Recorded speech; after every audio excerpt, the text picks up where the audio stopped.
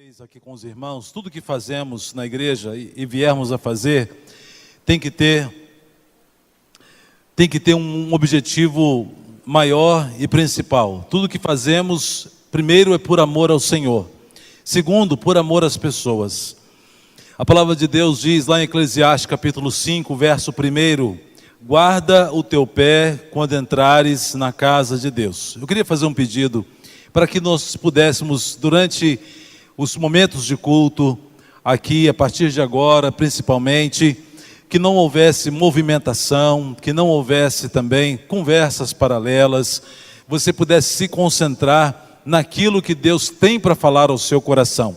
Quando nós vamos ao cinema, todos aqui já foram ou vão regularmente, os pedidos que o cinema faz são: desligue o seu celular, concentre-se, não faça barulho, não tenha conversas. Por quê? Porque ninguém quer perder nenhum detalhe do filme que está passando. Ninguém quer perder nenhuma cena, nenhum lance, nenhuma frase dita pelos atores quer ser perdida. E aqui, meus irmãos, Deus tem muito mais a falar do que um filme. Por isso eu peço que você nos ajude na sua reverência, não conversando, não acessando o celular, mas todos nós focados e ligados naquilo que Deus quer falar conosco. Amém? Meus irmãos, nós na vida, invariavelmente, seja em que época for, talvez mais cedo ou mais tarde, com maior ou com menor intensidade, todos nós, ou já passamos, ou um dia vamos passar por tempestades. Elas chegam sem aviso prévio, elas chegam sem nenhuma indicação de que aconteceriam, e quando menos esperamos, estamos envolvidos numa tempestade que nos sucumbe, que nos traz preocupação e que muitas vezes até nos traz o desespero. Os problemas que nós enfrentamos na vida são como ondas de um mar bravio, ondas tempestuosas que tentam nos fazer naufragar, que tentam inundar a nossa vida com o desespero, com a desesperança, e assim vamos sendo sucumbidos pelas ondas bravias desta vida. Mas no meio dessas tempestades, eu preciso já deixar um recado para você. Jesus não te abandona nas tempestades. Jesus não se esquece de você na hora das dificuldades. Ele continua com o seu olhar atento a mim e a você. Eu quero então refletir com os irmãos hoje nessa narrativa, com esse tema: Jesus não te abandona na tempestade. E o tema dessa reflexão foi uma segunda tempestade enfrentada pelos discípulos de Jesus.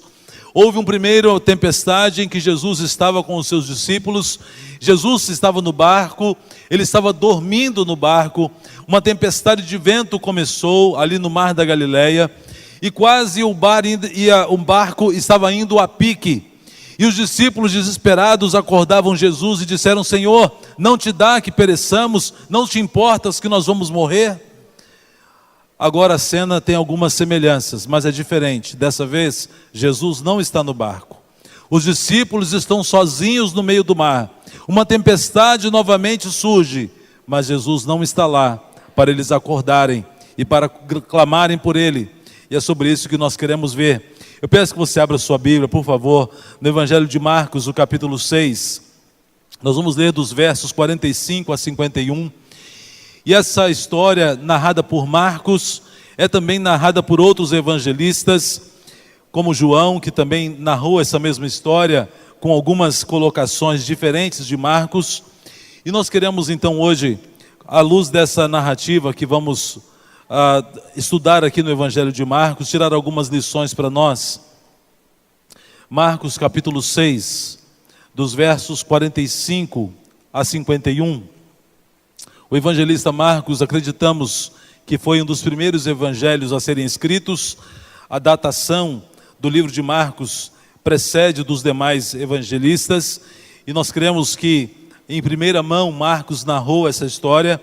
Marcos capítulo 6, dos versos 45 em diante, e você vê que também Mateus no capítulo 14 e João no capítulo 6 narram essa mesma história.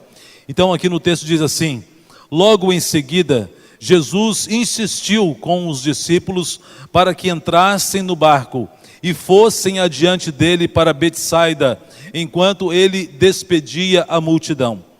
Tendo-a despedido, subiu a um monte para orar. Ao amanhecer, o barco estava no meio do mar e Jesus se achava sozinho em terra. Ele viu os discípulos remando com dificuldade, porque o vento soprava contra eles. Alta madrugada, Jesus dirigiu-se a eles, andando sobre o mar, e estava já a ponto de passar por eles. Quando o viram andando sobre o mar, pensaram que fosse um fantasma.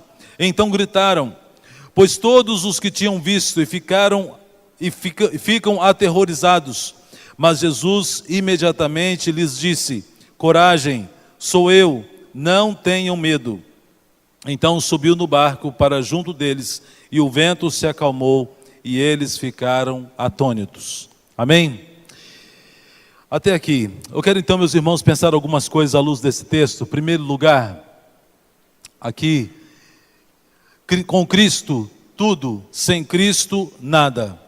Com Cristo, tudo, sem Cristo, nada. Essa é uma frase muito repetida lá na minha casa, de autoria da minha esposa, que fala sempre para os nossos filhos. Sempre que vemos ou assistimos na TV uma pessoa famosa, uma pessoa que era antes uma celebridade, uma pessoa conhecida e até invejada e desejada por alguém, que se vê numa situação de fracasso, de derrota, de perda da própria vida, a minha esposa sempre aproveita esse momento, vira para os meus filhos e fala, está vendo aí? Com Cristo tudo, sem Cristo nada. Ou seja, não adianta nesta vida termos os holofotes voltados para nós, termos toda a pompa e circunstância, sermos pessoas invejadas, desejadas até pelo mundo inteiro, mas se Jesus não faz parte da nossa história, é uma vida vã, vazia, infrutífera e triste. Assim, quero ler o texto aqui com os irmãos. Veja o verso 46 e 47. Tendo-a despedido a multidão, subiu ao monte para orar. Jesus subiu ao monte. Ao anoitecer, o barco estava no meio do mar, e Jesus se achava sozinho em terra. Jesus havia acabado de atender uma grande multidão. Com eles havia multiplicado pães e peixes. E agora Jesus desejava orar ao Pai, e então despede os discípulos e insiste para que eles entrassem no barco e fossem para outro lado, com a intenção de encontrá-los do outro lado. E Jesus então sobe a um monte para orar, e fica ali por horas e horas, orando e buscando a presença de Deus. Enquanto os discípulos, obedecendo a ordem do Senhor, começam a remar mar adentro. E aí, meus irmãos, algumas coisas nós precisamos entender. Em primeiro lugar, entender que nós, se queremos ser felizes, precisamos ser dependentes de Deus. Todo mundo almeja a sua independência. Todo mundo deseja ser alguém na vida, ficar longe do domínio de alguém e até do domínio dos próprios pais. Os jovens querem isso, querem se ver independentes do domínio dos pais e almejam e sonham ter a sua própria vida, serem donos dos seus próprios narizes, achando que isso será uma grande coisa. Mas nós não podemos nos esquecer de sermos dependentes de Deus. Jamais, meu irmão, minha irmã, jamais queira ser independente de Deus. Jamais queira viver essa vida à revelia da ação de Deus. Jamais queira viver a sua vida e tocá-la sem considerar e sem convidar para que Jesus entrasse no barco. Os discípulos estavam sem Jesus no barco desta vez. Não porque eles quiseram. Já foi uma estratégia de Jesus tratá-los assim, que eles fossem para o meio do mar sem que Jesus estivesse presente no barco. Jesus queria ensiná-los algumas coisas, mas muitas vezes nós vamos pelo barco da vida por aí afora, sem Jesus ao lado. Não porque Ele não quis entrar, mas porque nós lhe cerceamos a presença. Não o convidamos. Queremos levar a nossa vida independente de Deus, como se pudéssemos fazer alguma coisa de bom sem Jesus ao nosso lado. Então, com Cristo, tudo. Sem Cristo, nada. Essa semana nós tivemos aqui na semana passada uma mensagem que foi pregada pelo major da PM, o pastor Guimarães, trouxe uma mensagem maravilhosa para os nossos jovens. E ele mostrou aqui algumas fotos de celebridades, antes tão famosas, como aquele ator do filme Esqueceram de Mim, Macaulay Culkin. Um jovem bonito, todo mundo olhando para o filme daquele menino, Esqueceram de Mim, pensava, mas esse menino no futuro certamente será um grande ator e será uma pessoa notável. Se você olhar para a foto daquele menino hoje, o homem que ele se tornou, uma figura decrépita, destruída pelas drogas. O que não dizer também da cantora Whitney Houston, uma das maiores vozes do mundo inteiro, aclamada em todos os países, morreu afogada na sua banheira depois de uma alta dose de drogas, de uma overdose. E assim ele foi mostrando aqui imagens de vários e vários atores, atrizes, cantores e cantoras, como a Amy Winehouse, uma jovem que com 33 anos perdeu a vida também por causa das drogas. E assim, meus irmãos, com Cristo temos tudo ao nosso dispor, mas sem Ele, nada de nada adianta toda a pompa e circunstância que o mundo queira ou possa nos oferecer. E eu quero então falar em primeiro lugar sobre isso. Aqui no Salmo 14, verso 1, o salmista diz assim: diz o tolo em seu coração, Deus não existe.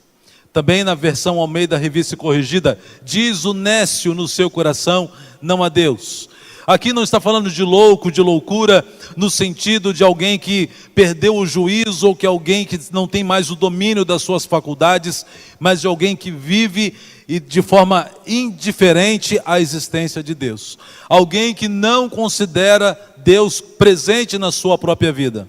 E dessa narrativa me veio à mente de um livro que foi escrito para nossa reflexão. Eu trouxe aqui um pedacinho desse livro, que é o livro O Cristão Ateu. Já mencionei aqui ele numa outra reflexão nossa. E nesse livro o autor fala algumas coisas interessantes.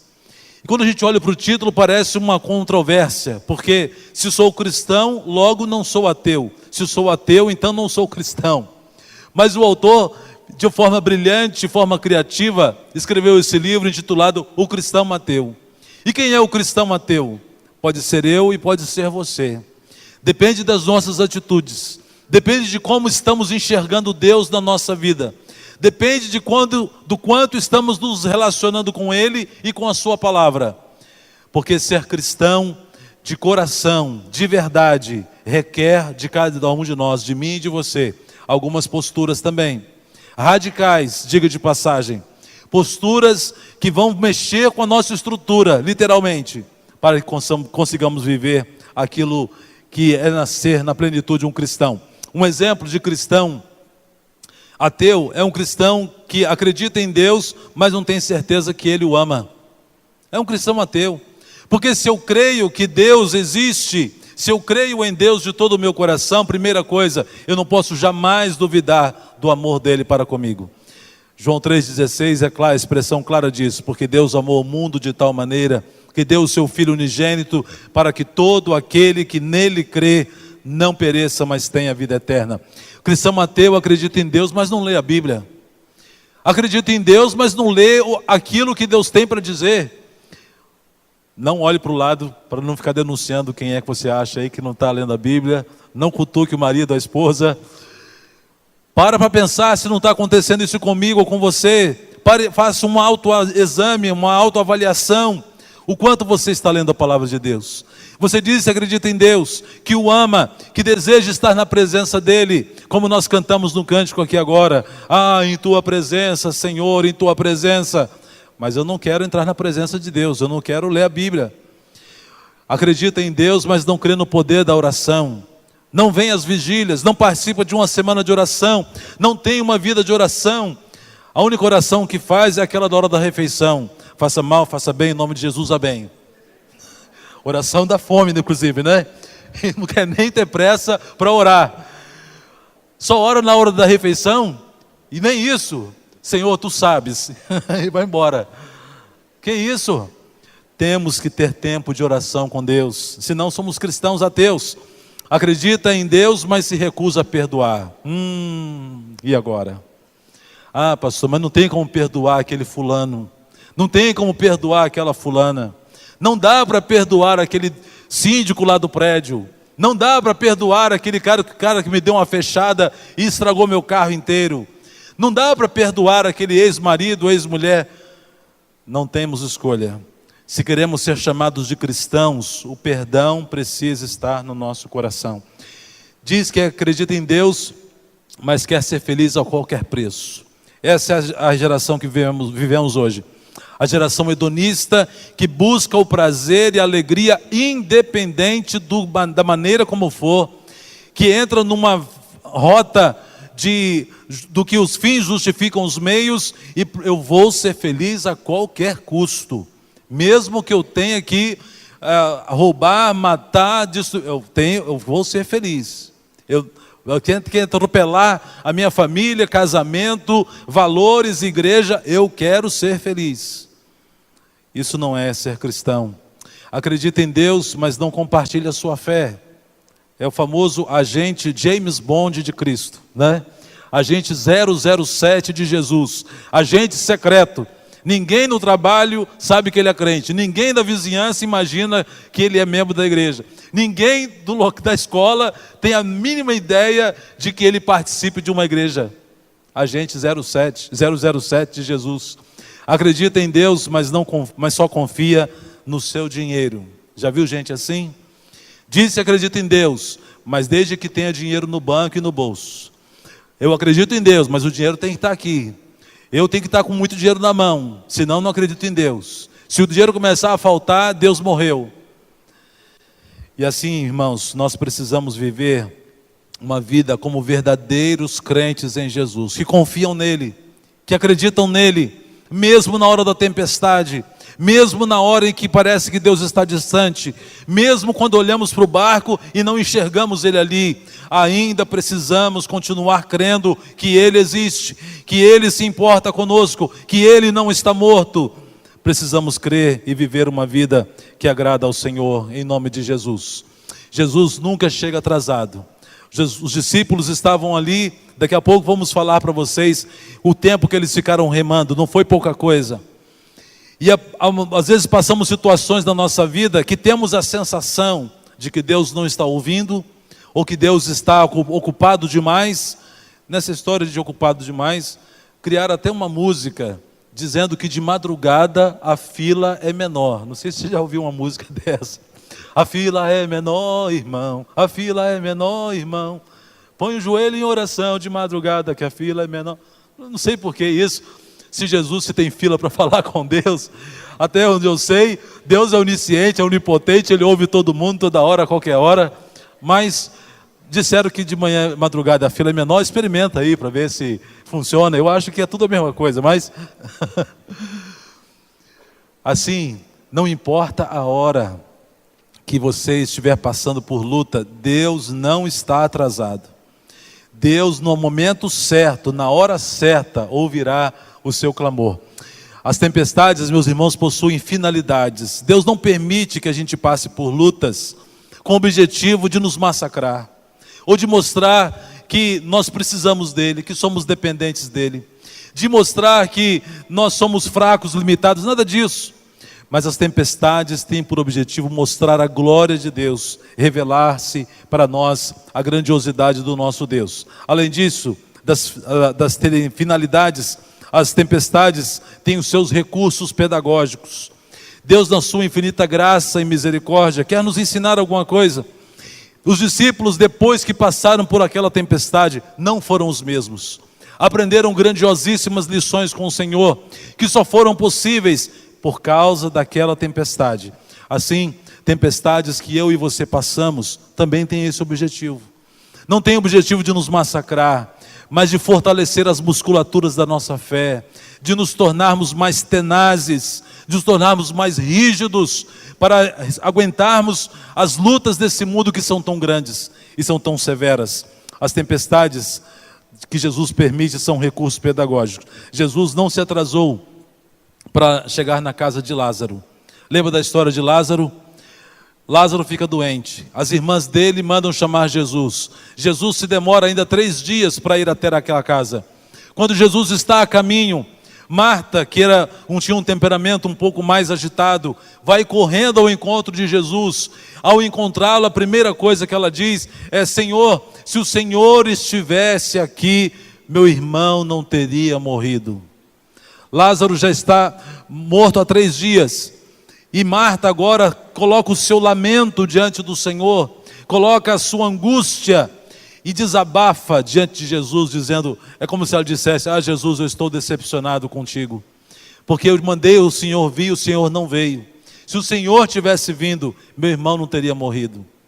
Marta rasgou o coração, mas aquela demora de Jesus foi providencial. Aquela demora de Jesus chegar até o local da casa de Marta e de Maria foi uma demora providencial para que a glória de Deus se manifestasse na ressurreição de Lázaro. E assim o foi. E Jesus chega daquele sepulcro e manda Lázaro sair para fora. Jesus está presente. Em segundo lugar, Jesus vê a nossa luta e nos socorre. Muitas vezes o mar e a tempestade que estamos enfrentando são como ondas bravias, como nessa gravura. É como se o mundo inteiro estivesse querendo nos engolir, como se problemas fossem tão grandiosos que estamos prestes a sucumbir. Assim estava acontecendo com aqueles discípulos também, mas Jesus estava atento a eles. Veja o texto. Ele viu os discípulos remando com dificuldade, porque o vento soprava contra eles. Alta madrugada, em algumas versões diz, na 4ª vigília da noite, Jesus dirigiu-se a eles, andando sobre o mar, e estava já a ponto de passar por eles. Em primeiro lugar, eu quero falar com você sobre essa 4ª vigília da noite. E eu encontrei aqui uma gravura que mostra as linguagens que na Bíblia encontramos para os horários. E é mais ou menos assim: a hora prima seria às 6 da manhã, a terceira hora, a 9ª, às 9 da manhã, a 6ª hora do dia é o meio-dia, a 9ª hora às 15 horas, a 12ª hora às 18 horas da tarde. E as vigílias da noite, veja, a primeira vigília das 18 às 21, a segunda das 21 às 24, a terceira das 24 às 3 da manhã, a 4ª vigília das 3 às 6 da manhã. Foi por volta deste horário que o texto diz, a 4ª vigília da noite, entre 3 e 6 horas da manhã, foi que Jesus chegou até aqueles discípulos. Mas olha o texto aí, que hora que eles entraram no barco? Quando estava anoitecendo, por volta das 18 horas. Imagine, os discípulos começaram a entrar no mar às 18 horas. O dia estava findando, estava anoitecendo, e eles entrando então, na primeira vigília da noite, entrando ali naquele mar. E passa a primeira vigília, e Jesus não aparece. E passa a segunda vigília, Jesus não aparece. E passa a terceira vigília, Jesus não aparece. E o mar chicoteando aquele barco, e as águas tentando entrar dentro do barco. Imagine o coração daqueles discípulos. Vamos nos colocar no lugar deles agora. Tenta se imaginar. 18 horas, você começa a entrar no mar adentro, remando, e até aí parece que está tudo bem. De repente começa uma ventania, começa uma tempestade. Imagine todo esse tempo, você remando e nada de Jesus aparecer. Lembra, na primeira tempestade, Jesus estava dormindo no barco. Só que agora ele não está. Ele não está nem presente. E nem perto, ao ponto que eles pudessem gritá-lo e ele poderia ouvir. O que fazer? E o desespero? Tenta imaginar como estava o coração daqueles discípulos. Passou a primeira vigília da noite e nada de Jesus. Passou a segunda e nada de Jesus. Passou a terceira, ele não aparece. E lá pela 4ª vigília, de madrugada, Jesus vai ao encontro daqueles discípulos. Assim, irmãos, continue lutando, continue remando. Há noites que nós passamos na vida que são de trevas muito densas. Há tempestades que enfrentamos, que as forças vão se acabando e parece que Jesus não vai aparecer. Parece que Jesus não está enxergando. Parece que ele está indiferente. Mas não acredite nessas mentiras do diabo. Jesus está com os olhos atentos a mim e a você. Ele não perde o controle de nada na nossa vida. No fim, tudo dá certo. Um amigo meu falava isso. E eu ficava incomodado com essa frase. Como assim no fim tudo dá certo? Ele dizia, se não deu certo, é porque ainda não é o fim. Porque no fim tudo dá certo. Se não deu certo, ainda não é o fim. Porque no fim tudo dá certo. Quando Jesus faz parte da nossa vida, no fim tudo dá certo. Porque Ele não nos abandona. Ele não se esquece de nós. Ele não está morto. Os seus olhos estão fitos em nós e atentos a tudo que nos acontece. É o que diz o texto. Os olhos do Senhor nos contemplam. Veja, eis que os olhos do Senhor estão sobre os que o temem, sobre os que esperam na sua misericórdia, para lhes livrar as almas da morte e para os conservar vivos na fome. Os olhos do Senhor estão atentos. O que dizer do Salmo 121, onde o salmista diz a mesma coisa? Eis que não tosquedejará, nem dormitará o guarda de Israel. É o Senhor é quem te guarda. À sua direita, Ele está atento a você. Os olhos do Senhor estão sobre mim e sobre a sua vida. Não duvide disso.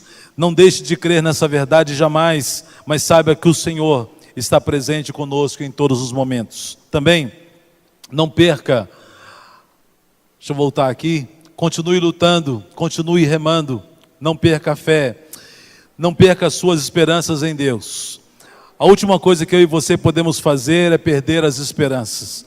Jesus está vendo e Ele virá ao seu encontro. O que me chama a atenção nesse texto é que os discípulos estavam lá, no meio do mar, alta madrugada. Jesus tinha ido orar, mas de onde ele estava, ele viu, o texto diz, ele viu os discípulos remando contra o vento, contra a tempestade, e resolve descer para ajudá-los. O mesmo aconteceu com o povo de Israel, quando estava no cativeiro no Egito. Quando Deus chama Moisés, a expressão que Deus disse para Moisés foi: eu vi e ouvi o clamor do meu povo. Deus não está surdo, Deus não está cego, Deus não está morto, Deus não está indiferente. Ele está atento ao meu e ao seu clamor. Acredite nisso, confie nisso em nome de Jesus. Em terceiro lugar, e terminando, Jesus nos encoraja e Jesus nos consola. O texto, os versos 49 e 51 diz: quando o viram andando sobre o mar, pensaram que fosse um fantasma, então gritaram, pois todos os tinham visto e ficaram aterrorizados. Mas Jesus imediatamente lhes disse: coragem, sou eu, tende bom ânimo, não tenham medo.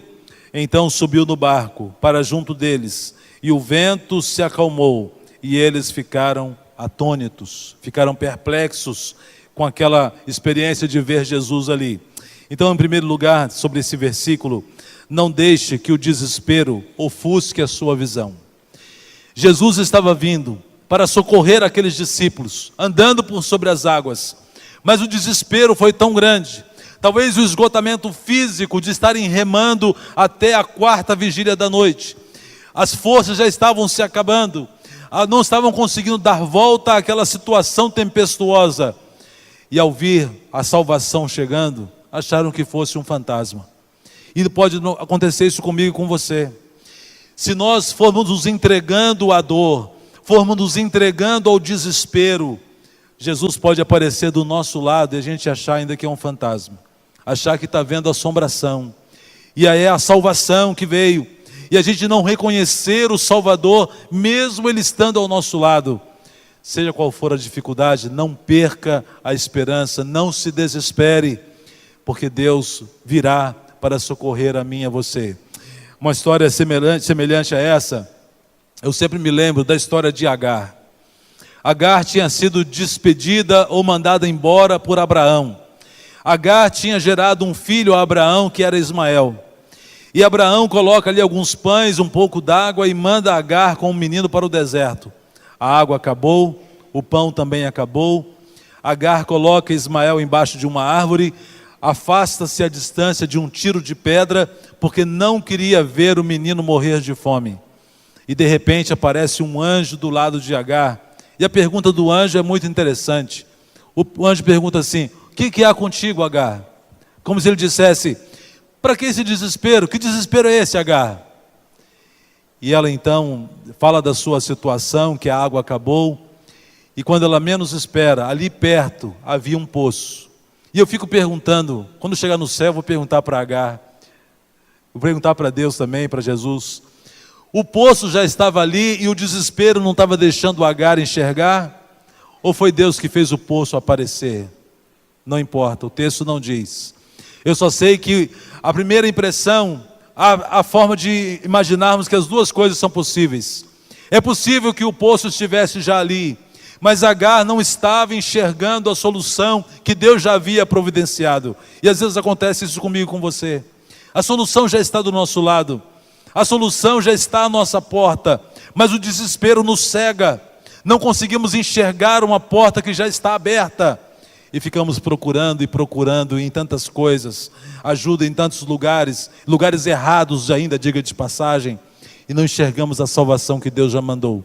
Mas também a chance de pensar o contrário, que Deus com o seu poder já havia enviado o anjo, que podia dar água para Agar e para o seu filho, mas o desespero também não a fazia enxergar que estava diante não de um homem qualquer, mas de um anjo que poderia salvar e resolver o seu problema.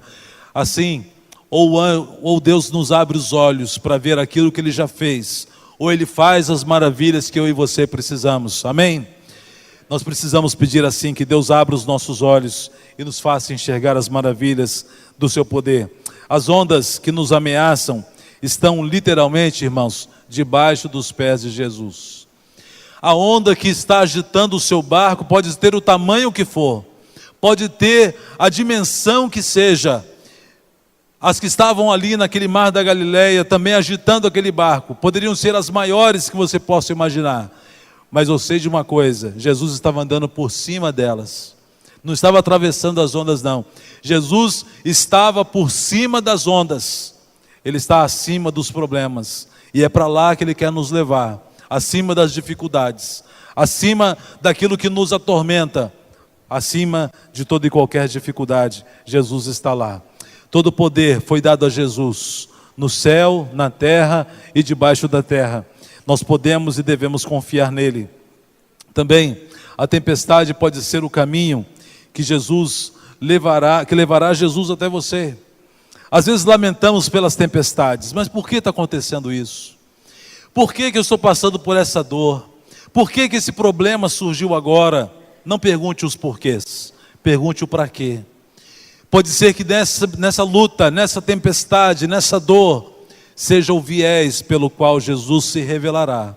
E você terá experiências que nunca imaginou ter com o Rei dos Reis, com o Senhor dos Senhores. Quem sabe é essa tempestade que estava faltando para você conhecer a Deus, não só de ouvir falar, mas de enxergá-lo com seus próprios olhos, de não apenas contar experiências do Deus de Isaac, de Abraão, de Jacó, mas contar as suas experiências pessoais e reais com Deus. Talvez era isso que estava faltando.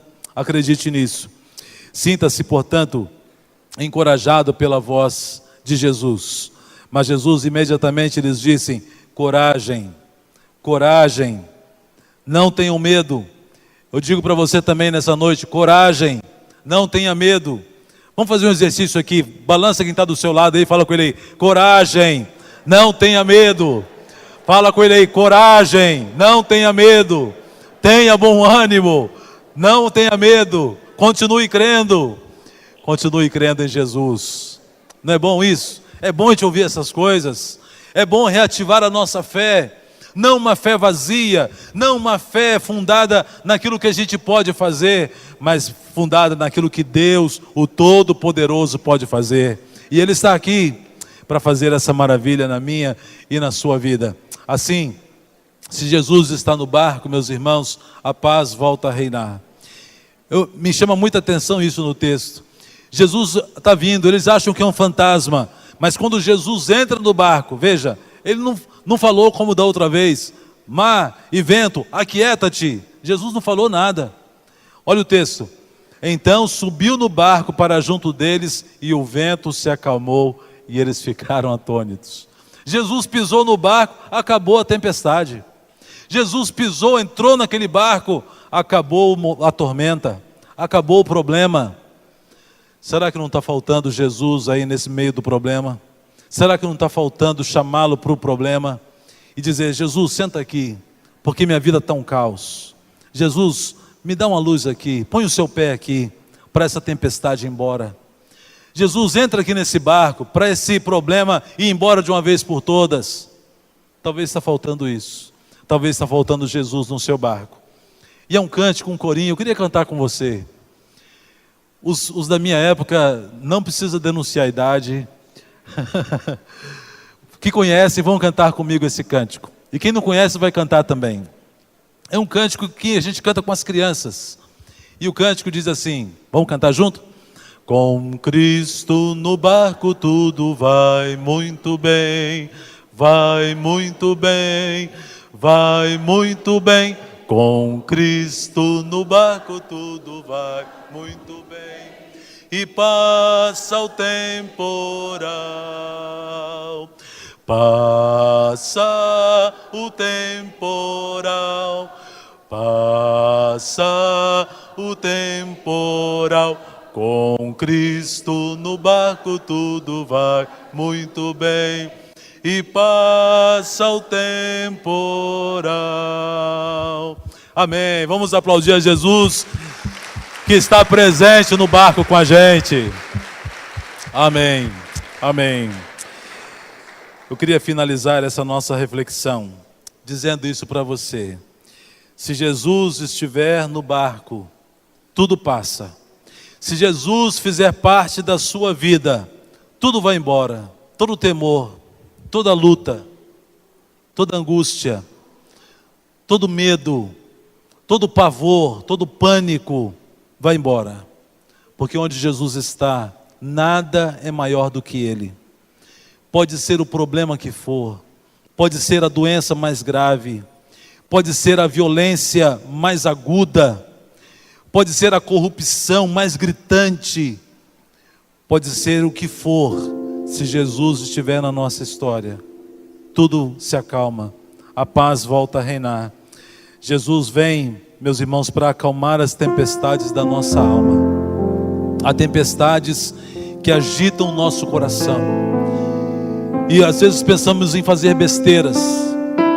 Há pessoas que pensam até em tirar a própria vida. Há pessoas que já querem procurar um juiz para decretar o divórcio. Há outros que já querem riscar o nome de um filho da herança, já querem botar o filho para fora de casa. Há aqueles que já querem dar fim a algo que nem ao menos começou. Deixa Jesus entrar na sua vida. Deixa Ele fazer parte da sua história. Deixa Ele colocar calmaria a esse caos que está reinando. Deixa Ele habitar e levar você a pastos verdejantes, a águas tranquilas. Ele é o bom pastor. Ele está presente aqui. Ele deseja fazer parte da sua história. Ele deseja acalmar o seu coração sôfrego, sofrido, essa alma que está caudalosa, agitada, revolta. Jesus quer dizer: sossegai, sossegai, acalme-se, estabeleça-se a bonança, a paz no seu coração. Vamos orar. Gostaria que você orasse comigo agora.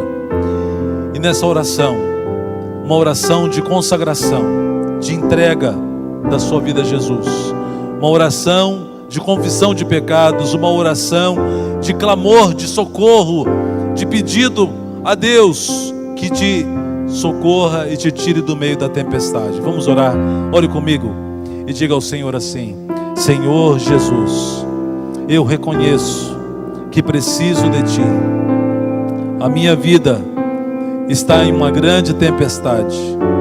Entra no meu coração, ordene a paz, habita comigo, faça de mim uma nova criatura. Eu coloco a minha vida, o controle do meu ser nas Tuas mãos. Dirija-me ao centro da Tua vontade. Dirige-me a vida e as minhas decisões. Assim eu oro no nome de Jesus. Amém. Amém. Você que orou comigo, e que talvez esteja passando por uma grande tempestade, e reconhece e percebe que está faltando Jesus aí, percebe que Jesus não está presente ainda, e você sente que sem Ele você está perto de naufragar. Eu gostaria que você viesse aqui para nós orarmos por você, que você pudesse dar um passo de fé, dizendo: eu creio que Deus pode mudar a minha história. Alguém aqui que quer fazer essa decisão, que quer entregar? Aleluia, glórias a Deus, Deus abençoe. Há mais alguém que quer fazer assim como... Glórias a Deus lá atrás também, Deus abençoe. Quem mais que deseja fazer essa decisão ao lado de Jesus, deixar que Ele dirija? Glórias a Deus, Deus abençoe. Há mais alguém? Jesus está aqui te convidando não para você ter uma vida de um mar de rosas, mas Ele promete que estará contigo, mesmo se surgir a tempestade, mesmo se o barco... Glórias a Deus, Deus abençoe, querido.